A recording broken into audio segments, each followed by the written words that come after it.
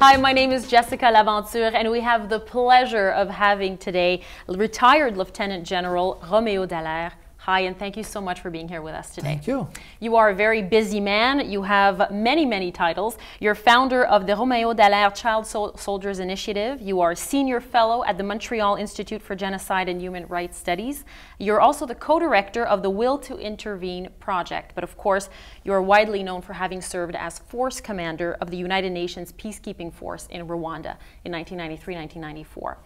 My first question to you is, what leadership qualities do you think are needed during challenging times? And are they the same qualities required when times are good? I think that when times are stable and seem to be going well, you tend to manage things.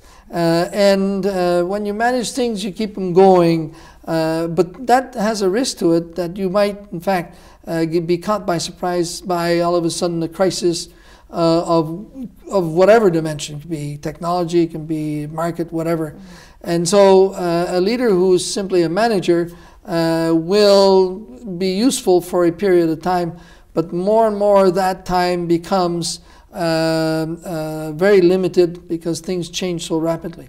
A leader within a crisis scenario is actually a leader.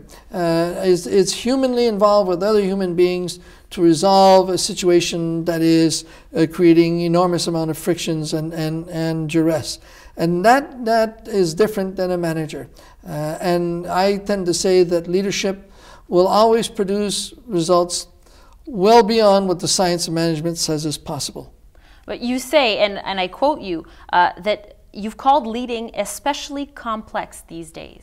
Why is that? Because in the era of single discipline solutions that we were used to in the past, now, because of the complexity of the nature of what is happening around us, the speed of what's going on, from technology to social changes to the environments that are influencing us, requires people to be more multidisciplinary.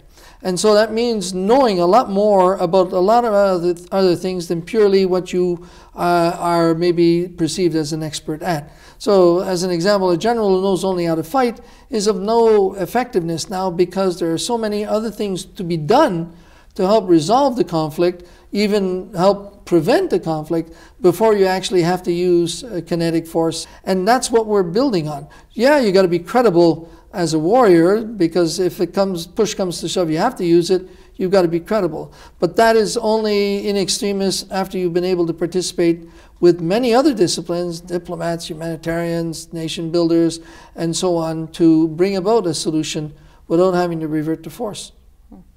You've also said the status quo is never sustainable. You always regress. What do you mean by that? Do we always regress, or is it possible to progress? No, I think the status quo is, sort of the atmosphere, if it ain't broke, don't fix it, is a guarantee of regression because you can't sustain that system. Things are shifting so fast. You can't get the spare parts. You can't get the same clientele because they're shifting.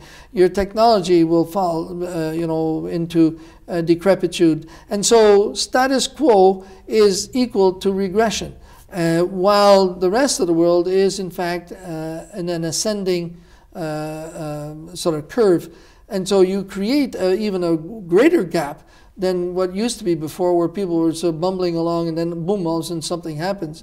What you've got now is constant change and in fact revolutionary change because of the speed of it, while you're sort of going downwards because you just can't keep what you got going up to speed. Now let's talk a little bit about this new generation. A lot of families that are preparing to transfer the farming business to their sons, their daughters, they're sometimes very surprised, sometimes even shocked to see just how different their perspective on the world is compared to previous generations. Now you've said yourself that this new generation, especially those under the age of 25, have a very different view on the world, very different perspective. Yeah. How is that perspective different?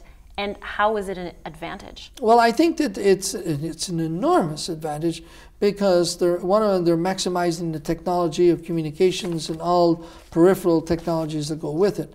But secondly, they already are, as I say, the generation without borders. They're already global. They're not afraid of talking about environment in a global sense, of human rights on a global sense, of markets on a global sense. They've got this sense of it being a very finite entity. Well, we used to always think the world is a huge, massive thing. To them, it's very finite. It's what the astronauts have shown them.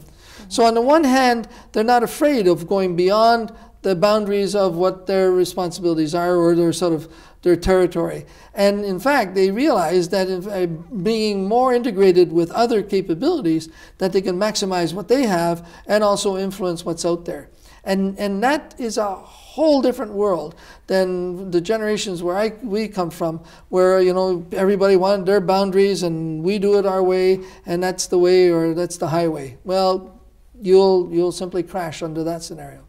You often talk about the year 2017. What's that about? It's an extraordinary year for a country like ours because we are one of the 11 most powerful nations in the world, but yet also one of the most stable democracies in the world.